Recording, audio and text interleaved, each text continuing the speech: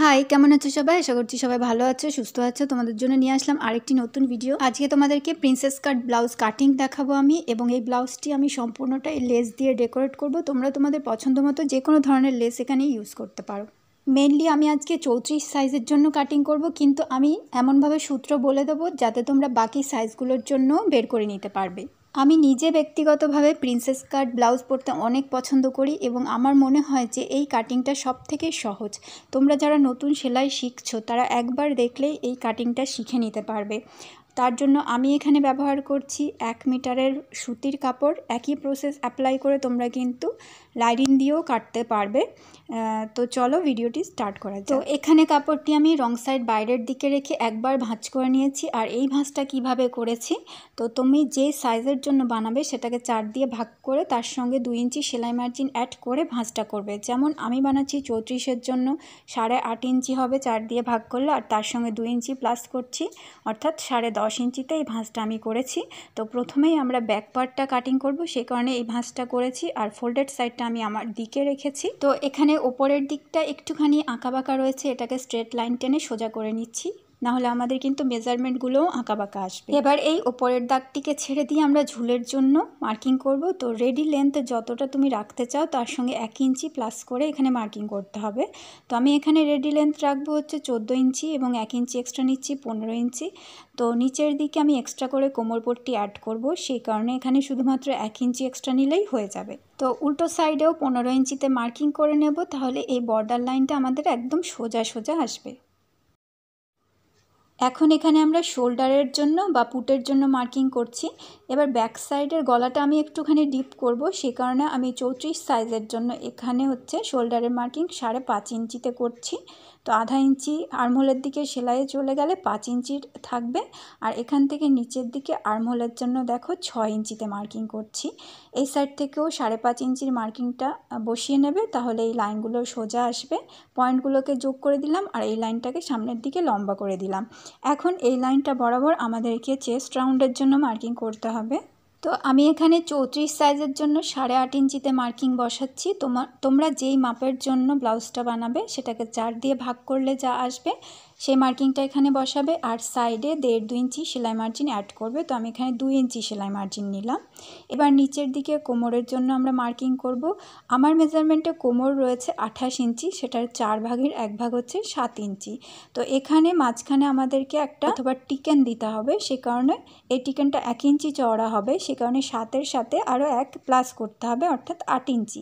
তো 8 ইঞ্চিতে মার্কিং করব এবং 2 ইঞ্চি সেলাই মার্জিন নিয়ে নেব। তোমরাও ঠিক এই সূত্রটা অ্যাপ্লাই করে তোমাদের কোমরের মেজারমেন্ট যা আছে সেটাকে 4 দিয়ে ভাগ করবে, আর 1 ইঞ্চি টিকেনের জন্য অ্যাড করে আরও 2 ইঞ্চি সেলাই মার্জিন নিয়ে নেবে। এখন টিকেন বসাবে কোন পয়েন্টে? তো টিকেন বসানোর সবথেকে সহজ পদ্ধতি হচ্ছে যে কোনো সাইজের জন্য তুমি এই মেজারমেন্টটাকে অর্ধেক করে নাও। তো এখানে একটা অর্ধেক পয়েন্ট করে নিলে যেখানে পয়েন্টটা আসবে সেটাই আমাদের টিকেনের পয়েন্ট হবে। এবার এটাকে ওপরের দিকে তুমি 4 থেকে 5 ইঞ্চি লম্বা করতে পারো। তো আমি 4 ইঞ্চি লম্বা করছি, কারণ আমার গলাটা ডিপ রয়েছে। তো খেয়াল করবে গলার ডিপটা যেন টিকেনের নিচে কোনোভাবে চলে না আসে। তো সেই কারণে ওপর দিকে 4 ইঞ্চিতে পয়েন্ট করে নিলাম, আর এই যে লেন্থটা রয়েছে এটাও ঠিক মতন মেজার করে এখানে পয়েন্ট করে নিচ্ছি, তাহলে এই দাগটা আমাদের সোজাসুজি আসবে। আর দুই সাইডে দেখো আধা ইঞ্চি করে আমি টিকেনের জন্য টোটাল 1 ইঞ্চি চওড়া নিয়ে নিলাম। এখন এখানে গলার চওড়া রাখছি 2.5 ইঞ্চি, আর নিচের দিকে গলার ডিপ রাখবো আমি 10 ইঞ্চি, আর নিচের দিকে গলার চওড়া রাখবো 3 ইঞ্চি। তো উপরে গলার চওড়া রেখেছিলাম 2.5, আর নিচে রাখছি 3 ইঞ্চি। এবার একটি বক্স তৈরি করে ভেতরে গোল গলার শেপ দিয়ে নিতে হবে। তোমরা এখানে যে কোনো গলা ড্র করতে পারো। দেখো আমি ওপরের দিকে প্রায় 1.25 ইঞ্চি মতো বাইরের দিক থেকে গলাটাকে রাউন্ড করে নিচ্ছি, তাহলে গলাটা একটু খোলামেলা হবে।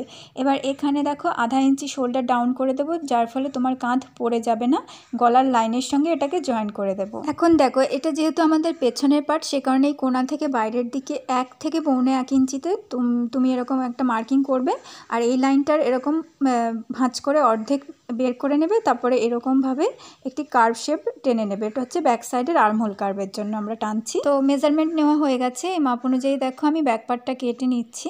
তোমাদের কাছে একটি রিকোয়েস্ট, যদি ভিডিও ভালো লাগে তবে অবশ্যই একটু লাইক আর শেয়ার করো প্লিজ। কেন কি তোমরা যদি ভিডিও দেখে লাইক করো তবে তোমাদের জন্য নতুন ভিডিও নিয়ে আসার ইন্সপিরেশান তৈরি হয়, কাজ করতেও ভালো লাগে।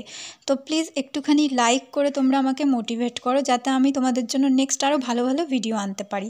এবার দেখো এই টিকেনটাকে উল্টো সাইডেও আমাদেরকে মার্কিং করে নিতে হবে, কারণ আমাদের ব্যাক সাইডে টোটাল 2টো টিকেন আসবে। তো যেরকম মার্কিং করেছি সেরকম অন্য সাইডেও করে নিয়েছি দেখো। তো ব্যাক পার্টটা আমাদের কমপ্লিট হয়ে গেছে। এবার আমরা এই পার্টটাকে ওপরে বসিয়ে ফ্রন্ট পার্টটাও কেটে নেব। তো ফ্রন্ট পার্টটা কাটার জন্য আমি কাপড়টাকে মাঝ বরাবর ভাঁজ করে খোলা মুখটা আমার দিকে রেখেছি আর 1/2 ইঞ্চি সেলাই মার্জিন নিয়ে নিচ্ছি, কারণ আমাদের ফ্রন্ট সাইড কিন্তু সামনের দিকে হুক আসবে। তো সেই কারণে সামনের দিকটা ওপেন হবে বলে আমি ওপেন সাইডটা আমার দিকে রেখে 1/2 ইঞ্চি সেলাই মার্জিন নিয়ে নিলাম। এখন দেখো ব্যাক পার্টটা নিয়ে নিয়েছি, আর ব্যাক পার্টের যে ফোল্ডেড সাইডটা রয়েছে সেটাকে কিন্তু এই যে দাগটা টেনেছি এই দাগের সঙ্গে মিলিয়ে রাখতে হবে, আর উপরের মাথাটা উপরের কাপড়ের সঙ্গে ভালো করে মিলিয়ে রাখলাম। এখন এখানে গলার জন্য মার্কিংটা বসিয়ে নিচ্ছি আমি, আর এই সাইডে যেরকমভাবে 1/2 ইঞ্চি শোল্ডার ডাউন করেছিলাম সেই রকমভাবে ড্র করে নিচ্ছি, আর এখানে কাঁধের মার্কিংটা বসিয়ে নেব। তো এই কটা মার্কিং মোটামুটি আমরা বসাবো, তারপর ব্যাক সাইডটা তুলে নিয়ে বাকি মার্কিংগুলো বসাবো। আর এই সাইডে দেখো এই মার্কিংটাও আমি বসিয়ে নিচ্ছি। তো এখানে এই সাইডের দিকে কিন্তু আমরা কোনো মার্কিং বসাইনি, কারণ সামনের দিকে হচ্ছে সামনের সাইডের জন্য সাইডে আমাদের কাপড় বেশি বাড়াতে হয়, আর নিচের দিকে আমি 1 ইঞ্চি এক্সট্রা বাড়িয়ে নিচ্ছি আর এই 1 ইঞ্চির দাগগুলোকে যোগ করে দিচ্ছি, কারণ অনেক সময় সেলাইয়ের পর না সামনের সাইডটা একটু ছোট হয়ে যায়, সে কারণে তোমরা এখানে 1/2 ইঞ্চি অথবা 1 ইঞ্চি বেশি নিয়ে নেবে। এবার ব্যাক পার্টটা সরিয়ে রাখছি। এখন এখানে দেখো 6 ইঞ্চির আর্মহোলের দাগটা আর এই সাইড থেকে দাগগুলো বসিয়ে নিয়ে স্ট্রেট লাইন কেটে নিচ্ছি। এবার ওপর থেকে গলার ডিপ নিচ্ছি 7.5 ইঞ্চি, আর নিচের দিক থেকে গলার চওড়া রাখছি 3 ইঞ্চি। তো এখানেও বক্স তৈরি করে আমি এরকম ধরনের একটি গলার শেপ ড্র করে নিচ্ছি। তোমরা যে কোনো ধরনের গলা এখানে ড্র করতে পারো, চাইলে গোল গলাও বানাতে পারো। এখন এটা যেহেতু আমাদের সামনের পার্ট, সে কারণে সামনের পার্টের তালপাটের জন্য আমরা এই লাইনটাকে পেছনের দিকে 1 ইঞ্চি মতো টেনে নেব, আর এই পয়েন্টটাকে উপরের কাঁধের পয়েন্টের সঙ্গে যোগ করে দেব। এখন এই কোণা থেকে বাইরের দিকে 1 ইঞ্চিতে মার্কিং করছি, আর এই লাইনটার অর্ধেক করে এরমভাবে কার্ভ শেপ টেনে নিতে হবে।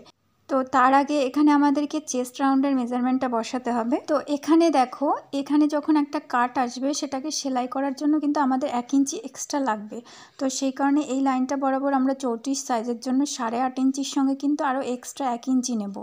ঠিক আছে, তাহলে 9.5 ইঞ্চি হয়ে যাবে। তোমরাও তোমাদের মেজারমেন্টটা এভাবে বের করে নেবে। এবার এই কার্ভটাকে আমি ফিটিংসের মাপ রয়েছে যেখানে তার সঙ্গে জয়েন করে দিলাম, আর সাইডে হচ্ছে তোমরা এখানে 2 ইঞ্চি সেলাই মার্জিন নিয়ে নেবে। এখন দেখো ওপর থেকে আমি এখানে 10.5 ইঞ্চিতে মার্কিং করছি 34 সাইজের জন্য। তোমরা হচ্ছে 32 থেকে শুরু করে 40 সাইজ পর্যন্ত এখানে 10.5 ইঞ্চিতে মার্কিং করতে পারবে, আর 40-এর ওপরের সাইজগুলোর জন্য 11.5-তে, আর 32-এর নিচের সাইজগুলোর জন্য 9.5 ইঞ্চিতে মার্কিং করো। তো এবার সাইড থেকে আমরা এখানে 34 সাইজের জন্য 34কে 4 দিয়ে ভাগ করলে আসবে হচ্ছে 3.4। তো আমি এখানে একেবারে 3.5 ইঞ্চিতেই মার্কিং করে নিচ্ছি, আর সামনের দাগটা ছেড়ে কিন্তু এই মার্কিংটা করবে তোমরা। তোমাদের যা চেস্টের মাপ আছে, অর্থাৎ যেই সাইজের ব্লাউজ বানাচ্ছ সেটাকে 10 দিয়ে ভাগ করে কিন্তু এই মার্কিংটা বসাবে, আর নিচের দিকে হচ্ছে 1/2 ইঞ্চি কম নেবে। তো ওপরে আমি 3.5 ইঞ্চি করেছি, আর নিচের দিকে এখানে দেখো 3 ইঞ্চিতে মার্কিং করছি, তাহলে কাটের শেপটা ভালো আসবে। এবার এই পয়েন্ট দুটোকে স্ট্রেট লাইনে জয়েন করে দিলাম। এখন দেখো এই সাইডে কতটা নেবে, এই সাইডে তোমরা 2.5 ইঞ্চি নিতে পারো, আর একদম 42-এর ওপরের সাইজগুলোর জন্য চাইলে 3 ইঞ্চিতেও নিতে পারো। আর ওপরের দিকে এখানে 2 ইঞ্চিতে মার্কিং করবে, আর 2 ইঞ্চি পর্যন্ত এই লাইনটাকে ওপরের দিকে সোজা করে দেবে। এখানে খেয়াল করো আমি পয়েন্টগুলোকে যেভাবে জয়েন করছি তোমরা ঠিক সেমভাবে জয়েন করে দেবে। আর এখানে দেখো আর্মহোলের যে একদম ডিপ জায়গাটা রয়েছে, ডিপেস্ট যে জায়গাটা রয়েছে, সেই জায়গাটা থেকে এই পয়েন্টটাকে আমরা প্রথমে এরকম স্ট্রেট লাইনে ডট ডট করে জয়েন করে দেবো, তারপরে হালকা করে একটুখানি বাঁকিয়ে এরমভাবে শেপ দিয়ে নেবে এরকমভাবে। এখন দেখো কোমরের মাপ কতটা নেবে এখানে যে কাট হয়ে যাবে, কাট হয়ে কাপড়টা বাদ চলে যাবে, অর্থাৎ 2.5 ইঞ্চি বাদ চলে যাবে। আর সাইডে এই সেলাই করতে গেলে আরও 1/2 ইঞ্চি করে যোগ হয়ে যাবে, তাহলে 2.5-এর সঙ্গে আরও 1 ইঞ্চি যোগ হবে, তাহলে হবে হচ্ছে 3.5 ইঞ্চি। অর্থাৎ দেখো এই দুই সাইড থেকে আমরা যখন সেলাইটা করব তখন দুই পাশ থেকেই 1/2 ইঞ্চি করে আসবে, টোটাল 1 ইঞ্চি। তাহলে 2.5-এর সঙ্গে আরও 1 হয়ে গেল, হলো 3.5 ইঞ্চি। এবার তোমার কোমরের যা মাপ আছে সেটাকে প্রথমে 4 দিয়ে ভাগ করে আর এই 3.5 ইঞ্চিকে তার সাথে যোগ করতে হবে। তো আমার এখানে কোমরের মাপ আছে 28, তাকে 4 দিয়ে ভাগ করলে আসছে 7, আর 7-এর সঙ্গে এখানে আমি 3.5 ইঞ্চি যোগ করছি, তাহলে কত আসবে? আসবে 10.5 ইঞ্চি। তো 10.5 ইঞ্চিতে মার্কিং করব কোমরের জন্য এখানে, আর সাইডে যেরকম সেলাই মার্জিন ছিল সেরকম 2 ইঞ্চি সেলাই মার্জিন নিয়ে নিতে হবে। আশা করছি তোমরা বুঝতে পেরেছো কিভাবে তোমাদের নিজেদের মাপ অনুযায়ী এগুলো বের করে নেবে। আর যদি একদমই না পারো তাহলে আমাকে কমেন্ট করে জানাবে, আমি নিশ্চয়ই তোমাদেরকে বলে দেবো। এবার দেখো ওপরের পয়েন্টের সঙ্গে এই পয়েন্ট দুটোকে আমরা যোগ করে দেবো। তো হয়ে গেল, দেখলে তো কতটা ইজি। তোমরা যদি একবারে কাটতে না পারো তাহলে প্রথমে পেপারের উপর মেজারমেন্ট বসিয়ে আগে প্র্যাকটিস করে নেবে, তারপর কাপড়ে করবে, দেখবে অনেক সহজে তাহলে কাপড়ের মধ্যে কাটতে পারবে কোনো ধরনের ভুল করা ছাড়া।